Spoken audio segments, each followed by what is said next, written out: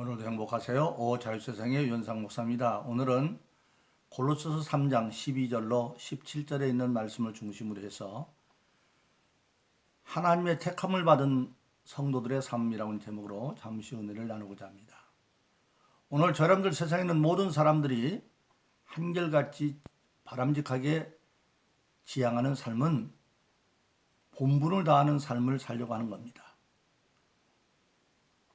마찬가지로 우리 모든 예수 믿는 신앙인들도 우리가 신앙생활을 할 때 가장 중요한 것은 하나님의 택함 받은 백성답게 합당한 삶을 살아야 하는 것, 그것이 바로 우리 모든 신앙인들의 바람직한 신앙의 자세라고 말할 수가 있고, 또 그런 신앙생활을 할 때 하나님께서 성경에 말씀한 대로 우리의 삶을 보증해 주실 수 있다고 하는 사실입니다.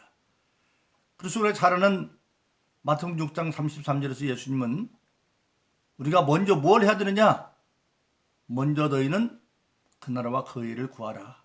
그래야면 모든 건 하나님이 더해준다고 말씀하고 있습니다. 먼저 우리가 신앙인다운 삶을 살기 위해서 하나님 나라에 합당한 의를 먼저 구하면 하나님께서 모든 삶의 문제는 더해 주신다, 그렇게 말씀하고 있습니다. 그런데 오늘 본문 골로새 3장 11절 17절은 더 자세하게 그걸 말씀하고 있는데, 어떻게 사는 것이 그러면 과연 신앙인다운 삶을 사는 것이냐. 저처럼 13절로 14절에 보니까 비록 혐의가 있을지라도 피차 용서하고 사랑을 더하는 삶을 사십시오, 그렇게 말씀하고 있습니다. 우리가 신앙인들끼리 같이 어울려 살다 봐도 어떤 데 보면 피차 간의 혐의를, 잘못된 어떤 죄의 그런 상태에 놓일 때가 있습니다. 그럴 때 그걸 어떻게 해야 될 것이냐 하는 겁니다. 그런 조금 혐의가 있을지라도 첫째는 용서하고, 그리고 거기에다가 사랑은 더하는 삶을 살아라, 그렇게 말하고 있습니다. 왜 그렇게 용서해야 되느냐? 하나님이 우리를 용서하시기 때문에 그렇습니다. 그래서 예수님은 마태복음 18장 21절로 35절에 보면 베드로가 예수님께 묻습니다. 선생님, 우리 형제가 만일 나한테 잘못하면 7번쯤 용서해 주면 될까요? 그렇게 묻습니다. 그 당시 유대나라의 관습은 누가 잘못하면 3번까지 용서하도록 되어 있었어요. 그런데 베드로 생각에는 그보다 배가 많은 7번, 배가 6번인데 그보다 더 많은, 배보다도 많은 7번 용서하면 되겠지, 그렇게 하고 물어봤습니다. 근데 예수님께서 놀랍게도 아니, 70번씩 7번이라도 용서해. 그건 490번까지, 그건 490번이 아니라 끝까지 용서라는 것이죠. 그러면서 예수님이 비유로 말씀하십니다. 어떤 임금과 종 사이에 회개할 게 있는데 어떤 종이 임금한테 1만 달란트를 빚졌다. 1만 달란트면 엄청난 돈입니다. 한 달란트가 6천 데나리온인데요. 한 데나리온은 장정 한 사람의 하루 품삯입니다. 만일 장정 한 사람의 품삯을 10만 원 정도로만 계산을 해도 한 달란트면 6억에 해당하는 돈입니다. 근데 1만 달란트면 6조 원이나 되니까 엄청난 돈이죠.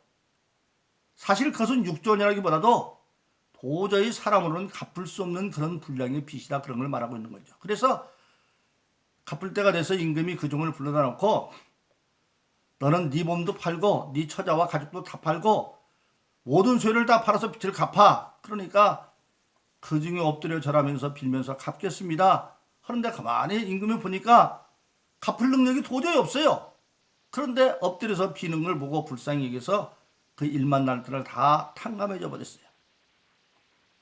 그런데 세상 살다 보면 큰 빚 진 사람이 작은 빚 주고 살듯이 이 1만 달란트 빚진 자도 또 자기한테 자기 동료 동관이 100달란트를 빌려간 적이 있어요. 그런데 안 갚아. 근데 길에서 만나가지고 그 사람을 딱 잡아가지고 빨리 갚아. 그 사람이 조금만 말미를 줘라, 갚을게. 그런데도 그 사람을 갖다 감옥에 가둬버렸어요. 그걸 옆에서 본 동료들이 그걸 가서 임금한테 말했어요. 임금이 그 1만 달란트 탕감한을 불러다 놓고 나는 네가 빌기에 1만 달란트 탕감해 줬는데 너는 그래 겨우 100달란트? 100달란트면 1000만 원밖에 안 되는 거예요. 그것도 용서할 수 없었더냐? 그러면서 다시 그를 감옥에 가두고 홀이라도 네가 1분이라도 다 갚지 않으면 결단코 용서받지 못할 것이다. 그리고 예수님이 마태복음 18장 30절 결론적으로 너희가 각각 중심으로 형제를 용서하지 아니하면 너희 천부께서도 그렇게 하시리라 그렇게 말씀하십니다. 그 말의 설명은 뭡니까? 우리 모든 저와 여러분들은 빚으로 따진다고 한다면 다 지옥 갈 수밖에 없는 그런 엄청난 죄를 지었는데 하나님이 예수님께서 용서했다고 하는 것은 그렇게 1만 달란트를 탕감하나 마찬가지인데 우리가 세상 살면서 사람들 사이에서 주고받는 어떤 혐의나 이런 것들은 겪어대야 100달란트밖에 안 된다는 겁니다. 그래서 용서할 뿐만 아니라 거의 사랑을 더하라. 왜? 하나님이 우리를 사랑했기 때문에. 하나님 사랑 어떤 사랑입니까? 우리가 사랑받을 수 있는 자기에서 사랑받은 게 아니죠. 우리 모든 인류는 우리 조상 아담과 이브로 말미암아 그 죄를 유전받아서 시편 51편에 보면 어머니 태중에서도 죄 가운데 태어나서 로마서 6장 23절에 있는 것처럼 죄의 값은 사망이라 결국은 최종적으로 지옥 갈 수밖에 없는 그런 존재입니다. 그런데 요한복음 3장 18절은 하나님이 세상을 이처럼 사랑하사 그렇게 말하고 있습니다. 사랑받을 자격도 없는 멸망받아 지옥 갈 수밖에 없는 우리 인간을 하나님이 사랑하셨고 그래서 예수님은 마태복음 5장에서 율법을 재해석하면서 구약에서는 이는 이로 눈은 눈으로 원수는 원수라고 말했지만 너희는 핍박하는 자에서 기라고 원수도 사랑하라. 그리고 요한복음 13장 34절에서는 내가 너에게 새 계명을 주니 서로 사랑하라. 어떻게 내가 너희를 사랑한 것 같이 너희가 사랑하면 너희가 내 자녀인 것을 알 것이다. 그리고 십자가에서 지금 못 박혀 계신데 예수님이 십자가에서 7마리의 가상치를 하죠. 첫 번째가 뭡니까? 십자가에서 자기를 조롱하고 비웃는 그런 사람들을 향해서 예수님이 하나님께 속죄의 기도를 하는데 중보의 기도를 아버지여 저들의 죄를 사해 주세요. 왜? 저들이 하는 짓을 알지도 못하고 저러고 있다. 저들이 하는 것 같지만 사실은 마귀가 저들을 지금 안에서 역사에서 그런 거니까 용서해달라고 기도하는 겁니다. 즉 바로 뭡니까? 어떤 사람이 나에게 원수가 되고 혐의가 있을지라도 그것은 사실 알고 보면 그 사람이 한 것이 아니라 그 사람 속에서 역사는 악한 것이 있기 때문에 그래서 로마서는 사람은 하나님 뜻 들으면 의의 병기지만 악한 것을 하면 불의의 병기가 된다 그렇게 말하고 있습니다. 그리고 예수님은 마태복음 20장에서 궁극적으로 모든 율법과 선지자의 대강령이 뭐냐? 사랑이다. 마음을 다하고 목숨을 다하고 뜻을 다하고 하나님을 사랑하고 그것이 첫째 주는 계명이고 그리고 이와 같이 내 이웃을 내 몸처럼 사랑하는 것이 두 번째 계명이다. 그래서 모든 율법과 선지자의 대강령은 사랑이라고 말씀하고 있습니다. 그래서 우리 모든 믿는 자들은 정말 우리에게 서로 혐의가 있는 자라 할지라도 내가 하나님의 사랑을 사랑하고 열심히 기도하고 이겨서 그들을 용납할 뿐만 아니라 사랑을 더하는 삶을 살아야 하나님이 우리의 모든 것을 더해준다고 하는 사실입니다. 두 번째는 우리 인간의 생활에서 어떻게 살아야 되는지 15절에 보니까 어떤 상황 가운데서도 너희 마음속에 그리스도의 평강을 빼앗기지 말고 그리고 범사에 감사하는 삶을 살아라 그렇게 말하고 있습니다. 오늘 여러분들 사는 세상은 수없이 많은 문제가 있죠. 우리 조상 아담과 범죄함으로 우리는 에덴 동산에 쫓겨나서 창세기 3장에 보면 땅이 저주를 받아 엉겅퀴와 가시덤 부리는 땅에서 수고하고 살았기 때문에 문제의 땅에 살고 있습니다. 예수를 잘 믿고 예수님 뜻대로 순종한다 할지라도 문제는 일어납니다. 제자들이 예수님 말씀에 순종해서 배를 타고 지금 건너갑니다. 예수님은 피곤하셔서 배 고물에 주무시고 있는데 바다에 바람이 불더니 풍랑이 일어서 배 물이 태서 죽게 될 지경이 일어납니다. 예수님 모시고 예수님이 명하는 대로 가도 바람도 불고 풍랑도 일어납니다. 근데 문제는 뭐냐? 그런 바람과 풍랑이 우리를 어떻게 못한다는 겁니다. 주님이 일어나서 바람을 끄집고 풍랑 중에 잠잠해졌다. 바로 그렇습니다. 그래서 저와 여러분들 예수 믿는 날에서 문제가 안 생기는 거 아닙니다. 문제가 생깁니다. 그러나 우리는 그 문제 안에 절망하는 자가 아니라 믿음을 가지고 극복할 수 있는 능력이 우리에게 주어져 있습니다. 그래서 우리가 잘 아는 빌보서 4장 6절로 7절은 아무것도 염려하지 말고, 염려가 찾아오면 염려를 어떻게 극복하느냐? 하나님이 함께 한다는 그 믿음을 가지고, 예수님 바람과 풍랑을 잔잔했던 그 믿음을 가지고 아무것도 염려하지 말고 오직 유일하게 오직 기도와 간구로 감사함으로 하나님께 아뢰라. 감사함으로 왜? 기도를 들어준다는 믿음의 확신이 있기 때문에. 그리하면 하나님의 평강이 예수 그리스도 안에서 너의 마음과 생각을 지켜줄 것이다. 마음, 인격적인 요소를 말하고 있습니다.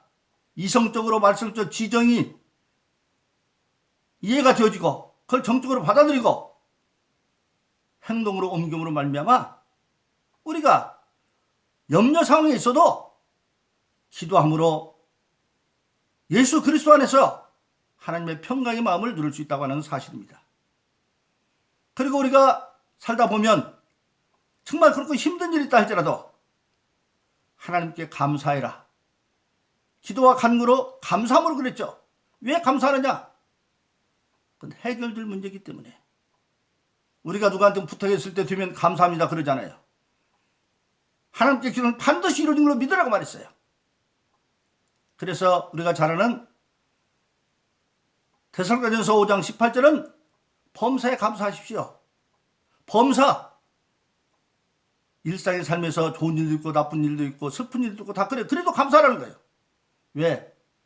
그런 일들은 지나가는 일이기 때문에. 그래서 로마서 5장 3절로 4절은 그러므로 우리는 환난 가운데도 즐거워하나니 환난은 인내를, 인내는 연단을, 연단은 소망인 줄 알미라 그렇게 말씀하고 있습니다. 그래서 우리 신앙인의 특징은 어떤 환경을 당한다 할지라도 그 환경 앞에서 절망하는 것이 아니라 믿음을 가지고 하나님의 절대 믿음을 가지고 예수님을 간구함으로 마음에 하나님의 평강을 누리고 감사하는 삶을 삶으로 마침내 믿음의 소망을 이루는 삶, 그것이 바로 택함받은 신앙인들의 삶이 되어야 된다고 하는 사실입니다.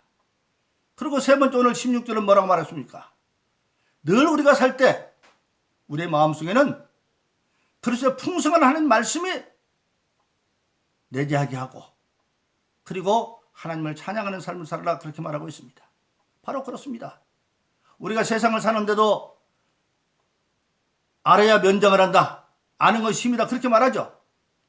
세상의 지식은 알면 내가 써먹지만 하나님의 말씀은, 그리스도의 말씀은 말씀을 아는 순간에 그 말씀을 우리를 써먹어서 말씀이 우리 가운데 역사로 나타납니다. 그래서 요한복음 8장 32절은 예수님께서 친히 말씀하시죠. 진리를 알지니 진리가 너희를 자유케 할 것이다. 모든 결박으로부터 하나님의 말씀이 자유롭게 한다고 하는 사실입니다. 바로 그렇습니다.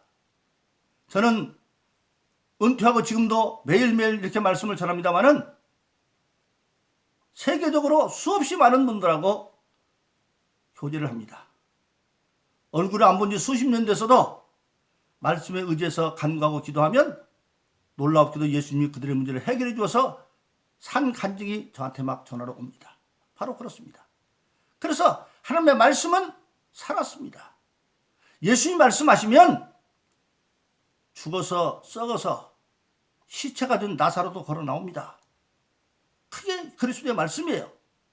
그리스도의 말씀은 그런 권세 있는 말씀이에요. 그 말씀을 믿고 그리고 또 우리는 하나님을 찬양하라. 성경에 보면 어려움 당한 사람들이 낭망하는 것이 아니라 오히려 하나님을 찬양하면 이적이 일어납니다. 바울과 실라가 빌립보에 가서 전도하다가 깊은 감옥에 매맞고 갇혔습니다. 그런데 그들은 그때 참배했다고 그랬어요. 그랬더니 지진이 일어나서 옥문이 열렸어요. 바로 그렇습니다.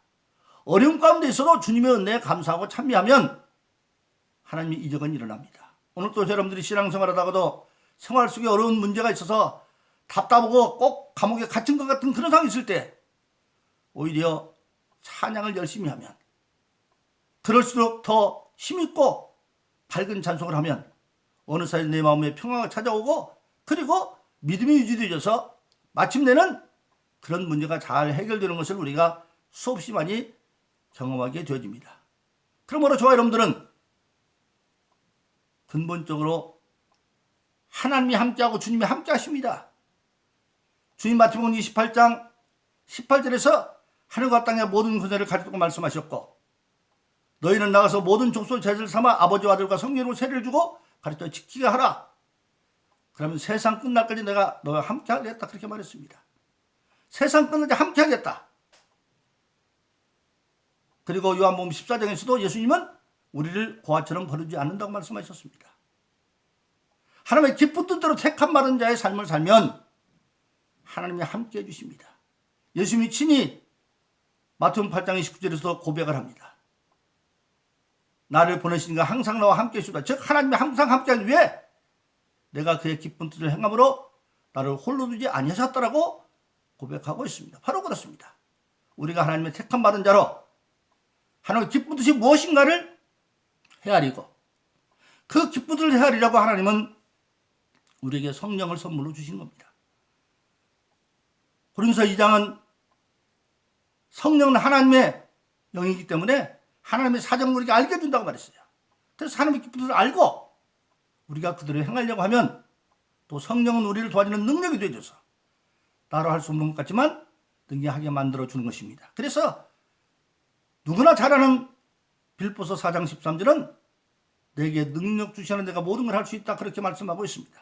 그러므로 저와 여러분들은 항상 하나님의 택함 받은 거룩한 백성으로 예수님이 말씀하신 것처럼 마태복음 6장 33절에 있는 것처럼 먼저 택함 받은 자는 그 나라와 그 일을 먼저 감으로 우리 삶의 모든 것을 더함받는 그런 축복과 승리의 삶을 살기를 예수 이름으로 축원합니다. 오늘도 행복하세요.